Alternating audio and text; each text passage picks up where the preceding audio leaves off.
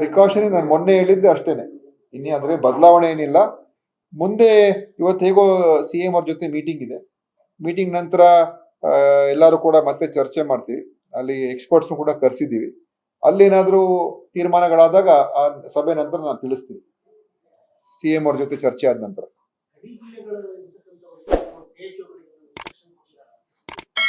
ಯಾವುದೇ ರೀತಿಯ ಓಡಾಟಕ್ಕೆ ಅಲ್ಲಿಂದ ಇಲ್ಲಿಗೆ ಬರೋದಕ್ಕೆ ನಿಯಂತ್ರಣ ಮಾಡುವಂಥದ್ದು ಏನೂ ಇಲ್ಲ. ಯಾವುದೇ ಎಲ್ಲೂ ಕೂಡ ನಾವು ಅಲ್ಲಿ ಅದಕ್ಕೆ ಮುನ್ನೆಚ್ಚರಿಕೆ ಅಂತ ಏನು ಆ ಥರದ ಕ್ರಮಗಳೇನಿಲ್ಲ. ಯಾಕಂದ್ರೆ ಜನ ಓಡಾಡ್ಬೋದು, ಯಾವುದೇ ಅದಕ್ಕೆ ಸಂಚಾರಕ್ಕೆ ಅಡ್ಡಪಡಿಸ್ತಕ್ಕಂಥ ಏನೂ ಇಲ್ಲ. ಮತ್ತು ಕೇರಳದಿಂದ ಕರ್ನಾಟಕಕ್ಕೆ ಬರಬಾರ್ದು, ಕರ್ನಾಟಕದಿಂದ ಕೇರಳಕ್ಕೆ ಹೋಗಬಾರ್ದು, ಅಥವಾ ಮಹಾರಾಷ್ಟ್ರದಿಂದ ಬರಬಾರ್ದು, ಆ ಥರ ಯಾವುದು ಕೂಡ ಇಲ್ಲ. ದಕ್ಷಿಣ ವಲಯ ಮತ್ತು ಮಹದೇವಪುರ ವಾರ್ಡ್ನಲ್ಲಿ ಸುಮಾರು 71 ಕೇಸ್ ಪತ್ತೆಯಾಗಿದೆ ಅಂತ ಮಹೇಶ್ವರ ರಾವ್ ಅವರು ಹೇಳಿದ್ದಾರೆ. ನನ್ನ ಹತ್ರ ಇರುವಂತ ಮಾಹಿತಿ ನಿನ್ನೆನೆ ನಾವು ನಮ್ಮ ಏನು ಡೇಟಾದಲ್ಲಿ ಬರ್ತದೆ ಅದರಲ್ಲಿ ಒಟ್ಟು ಇದುವರೆಗೂ ರಾಜ್ಯದಲ್ಲಿ ಜನವರಿ 1ನೇ ತಾರೀಕಿಂದ ಇಲ್ಲಿವರೆಗೂ 98 ಪಾಸಿಟಿವ್ ಬಂದಿರುವಂತದ್ದು. ಅದರಲ್ಲಿ 50 ಜನ ಡಿಸ್ಚಾರ್ಜ್ ಆಗಿ ಹೋಗಿದ್ದಾರೆ, 47 ಮಾತ್ರ ಕೋವಿಡ್ ಆಕ್ಟಿವ್ ಕೇಸಸ್ ಪಾಸಿಟಿವ್ ಇರೋರು ಈಗಿದ್ದಾರೆ. ಆ 47ರಲ್ಲಿ ಬಹುತೇಕ ಎಲ್ಲರೂ ಕೂಡ ಅವ್ರ ಮನೆಗಳಲ್ಲಿ ಇದ್ದಾರೆ. ಯಾರು 46 ಜನ ಮನೆಯಲ್ಲಿ ಹೋಮ್ ಐಸೋಲೇಷನ್ ಇದ್ದಾರೆ. ನಾನು ಈಗಾಗಲೇ ಮೊನ್ನೆ ಹೇಳಿದ್ದೀನಲ್ಲ, ಯಾರು ಮಾಸ್ಕ್ ಕಡ್ಡಾಯವಾಗಿ ಹಾಕೋಬೇಕು ಅಂತ ಹೇಳಿದ್ರೆ, ಯಾರಿಗೆ ಹೆಚ್ಚು ವಯಸ್ಸಾಗಿ ಅವ್ರಿಗೆ ಇಮ್ಯುನಿಟಿ ಕಮ್ಮಿ ಇರ್ತಕ್ಕಂಥವ್ರಿಗೆ, ಬಾಣಂತಿಯವ್ರಿಗೆ ಮತ್ತು ಚಿಕ್ಕ ಮಕ್ಕಳು ಅಂತವ್ರಿದ್ರೆ, ಜನ ಹೆಚ್ಚಿರುವಂತ ಪ್ರದೇಶಗಳು ಹೋದಾಗ ಅಲ್ಲಿ ಮಾಸ್ಕ್ ಹಾಕೊಂಡು ತಿರ್ಗಾಡೋದು ಒಳ್ಳೇದು. ಅದು ಕಡ್ಡಾಯ ಮಾಡಿದ್ವಿ.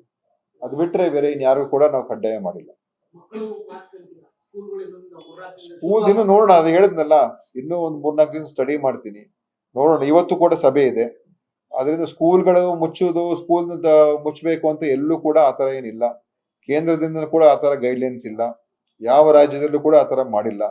ಅದರಿಂದ ನಾವು ಏನೇ ಮಾಡೋದಕ್ಕೆ ಮುಂಚೆ ತಜ್ಞರ ಅಭಿಪ್ರಾಯ ಮತ್ತು ಎಲ್ಲ ವರದಿಗಳನ್ನು ನಾವು ತೆಗೆದುಕೊಂಡೇ ತೀರ್ಮಾನ ಮಾಡ್ತೀವಿ.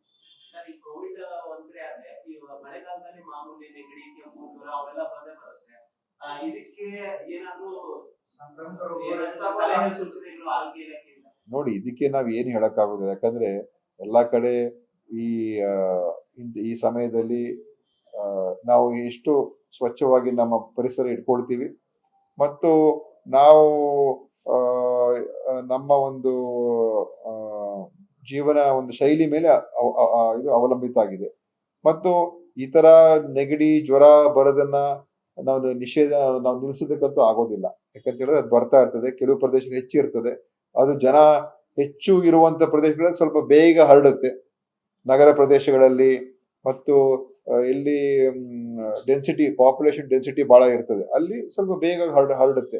ಅದರಿಂದ ಈ ಕಾಲದಲ್ಲಿ ಎಲ್ಲ ನೋಡಿ, ನಮ್ಮ ಕೈಗಳನ್ನ ಸ್ವಚ್ಛವಾಗಿ ಇಟ್ಕೊಂಡು, ಸ್ಯಾನಿಟೈಸರ್ ಎಲ್ಲೆಲ್ಲಿ ಸಾಧ್ಯ ಆಗುತ್ತೆ ಉಪಯೋಗಿಸ್ಕೊಂಡು, ಮತ್ತು ಸಾಧ್ಯ ಆದ್ರೆ ಮಾಸ್ಕ್ಗಳು ಹಾಕೊಂಡ್ರೆ ಖಂಡಿತ ಅದರಿಂದ ನಮ್ಗೆ ಈ ಎಲ್ಲ ಈ ವೈರಲ್ ಇನ್ಫೆಕ್ಷನ್ಸ್ ಬರೋದಕ್ಕೆ ನಿಯಂತ್ರಣ ಆಗ್ತದೆ.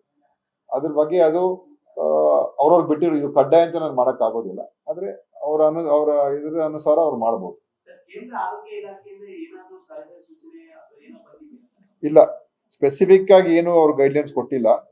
ಅವ್ರು ಹೇಳಿರುವಂತದ್ದು ಎಲ್ಲ ಮಾನಿಟರ್ ಮಾಡ್ತಾ ಇರಿ ಅಂತ ಏನು ಹೇಳಿದಾರೆ ಹೊರತು ಬೇರೆ ಇನ್ಯಾವುದು ಎಲ್ಲ ತಯಾರಿಕೆ ಇಟ್ಕೊಂಡಿರಿ ನಮ್ಮ ವ್ಯವಸ್ಥೆಗಳಲ್ಲಿ, ಮತ್ತು ಟೆಸ್ಟ್ ಗಳನ್ನ ಮಾಡಿ ಎಷ್ಟಿದೆ ಕೋವಿಡಿನ ಒಂದು ಲೋಡ್ ಫ್ಯಾಕ್ಟರ್ ಅಂತ ಏನ್ ಹೇಳ್ತೀವಿ, ಅದು ಎಷ್ಟಿದೆ ಅಂತ ಚೆಕ್ ಮಾಡ್ಕೊಂಡಿರಿ ಅಂತ ಹೇಳಿದ್ದಾರೆ. ಬೇರೆ ಇನ್ಯಾವುದೇ ರೀತಿಯ ಅವರು ಮಾರ್ಗಸೂಚಿಗಳನ್ನು ಕೊಟ್ಟಿಲ್ಲ ಇದುವರೆಗೂ.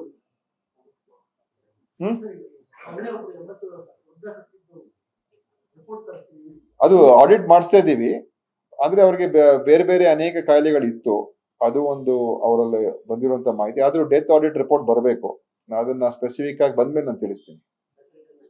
ಬೆಡ್ ರಿಡನ್ ಆಗಿದ್ರು, ಅವ್ರಿಗೆ ಏನು TB ಕಾಯಿಲೆಗಳು ಕೂಡ ಇತ್ತು, ಹಾರ್ಟ್ ಸಮಸ್ಯೆ ಇತ್ತು, ಆಮೇಲೆ ಹಿಪ್ ರಿಪ್ಲೇಸ್ಮೆಂಟ್ ಆಗಿತ್ತು. 1 ವರ್ಷ ಅವರು ಬೆಡ್ ಮೇಲೆ ಇದ್ರು ಅಂತ ಒಂದು ಅವರೇ. ಹೌದು ಹೌದು. ನೋಡೋಣ ರಿಪೋರ್ಟ್ ಬಂದ್ಮೇಲೆ ಹೇಳ್ತೀನಿ. ಬೆಂಗಳೂರಲ್ಲಿ ಮಳೆ ಆಗ್ತಾ ಇದೆ, ಮಳೆ ಕೂಡ ಆಯ್ತು. ಇಲ್ಲಿ ಕ್ರಮಗಳ ಬಗ್ಗೆ ಏನು ರಸ್ತೆಗಳು ಹಾಕಿದ್ದಾರೆ, ನೀರು ನುಗ್ತಾ ಇದ್ದಾವೆ ಕೆಲವು ಮನೆಗಳಿಗೆ, ಏನು ಅಭಿಪ್ರಾಯ ಇದೆ? ನೋಡಿ, ಇದು ಈಗಾಗಲೇ ಡೆಪ್ಟಿ CM ಅವರು ಎಲ್ಲ ಮೀಟಿಂಗ್ ಮಾಡಿ ಪ್ರವಾಸ ಮಾಡಿ ಎಲ್ಲ ಹೇಳಿದ್ದಾರೆ. ಆ ಕ್ಷೇತ್ರಗಳು ನಾನು ಇವತ್ತು ಬೆಳಗ್ಗೆ ಎಲ್ಲ ನಮ್ಮ ಕಾನ್ಸ್ಟಿಟ್ಯೂನ್ಸಿಲೂ ಕೂಡ ನಾನು ಹೋಗಿದ್ದೆ. ಎಲ್ಲೆಲ್ಲಿ ಈ ತರ ಎಲ್ಲೆಲ್ಲಿ ಕೆಲವು ಕಡೆ ಸಮಸ್ಯೆ ಇರುವಂತಹ ಪ್ರದೇಶಗಳು, ಅದರಿಂದ ಏನೇನು ಮುಂಜಾಗ್ರತೆ ಕ್ರಮಗಳು ಈಗಾಗಲೇ ತಗೊಳಕ್ ಹೇಳಿದ್ರೆ ಅದೆಲ್ಲ ತಗೊಳ್ತಾ ಇದ್ದಾರೆ. ನಮ್ಮಲ್ಲಿ ಅಂತ ದೊಡ್ಡ ಸಮಸ್ಯೆ ಇದ್ದಿದ್ರು ಕೂಡ ಈ ಬೆಂಗಳೂರು ಹೊರವಲಯದಲ್ಲಿ ಹೆಚ್ಚು ಸಮಸ್ಯೆ ಕಾಣ್ತಾ ಇರುವಂತದ್ದು. ಯಾಕಂದ್ರೆ ಅಲ್ಲಿ ವೇಗವಾದಂತ ಬೆಳವಣಿಗೆ, ಹೊಸ ಕಟ್ಟಡಗಳು, ದೊಡ್ಡ ಕಟ್ಟಡಗಳು ನಿರ್ಮಾಣ ಆಗ್ತಾ ಇರ್ತದೆ. ಮತ್ತು ಅಲ್ಲಿ ದೊಡ್ಡ ಮೋರಿಗಳು ಅದೇನಾದ್ರೂ ಸರಿಯಾದ ರೀತಿಯಾಗಿ ಅದನ್ನ ನೋಡ್ಕೊಳ್ದೆ ಹೋಗಿದ್ರೆ ಅವಾಗ ನೀರು ಫ್ಲಡ್ ಆಗುವಂತ ಅವಕಾಶಗಳು ಜಾಸ್ತಿ ಇರ್ತದೆ. ಅದನ್ನ ಈಗಾಗಲೇ ಕ್ರಮ ತಗೊಳ್ತಾ ಇದ್ದಾರೆ.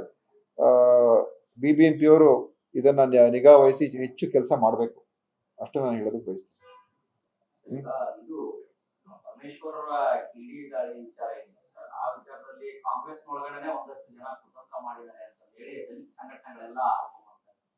ನೋಡಿ, ಅದು ನನಗೆ ಗೊತ್ತಿಲ್ಲ. ಯಾಕಂತ ಹೇಳಿದ್ರೆ ಊಹಾಪೋಹಗಳಿಗೆ ನಾವು ಮಾತಾಡಕ್ ಆಗೋದಿಲ್ಲ. ಆರೋಪ ಮಾಡಿದ್ದಾರೆ ಸರ್. ಕೆಲವರು ಏನಾಗಿತ್ತು, ಮೊನ್ನೆ ಇವ್ರು ಯಾರು ಕೆಲವು ವಿರೋಧ ಪಕ್ಷದವರು ಕುಮಾರಸ್ವಾಮಿ ಅವರೆಲ್ಲ ಏನೋ ಹೇಳಿದ್ದಾರೆ. ಬಹುಶಃ ಅದನ್ನು ನೋಡಿ ಅವರ ಪ್ರಚೋದನೆಯಿಂದ ಕೆಲವು ಈ ತರದೆಲ್ಲ ಆಗಿರ್ಬೋದು. ಯಾಕಂದ್ರೆ ಇದು ಈ ತರ ನನಗಂತೂ ಯಾವ ಮಾಹಿತಿ ಇಲ್ಲ. ನನಗಂತೂ ಈ ವಿಷಯದ ಬಗ್ಗೆ ಏನೂ ಕೂಡ ಗೊತ್ತಿಲ್ಲ.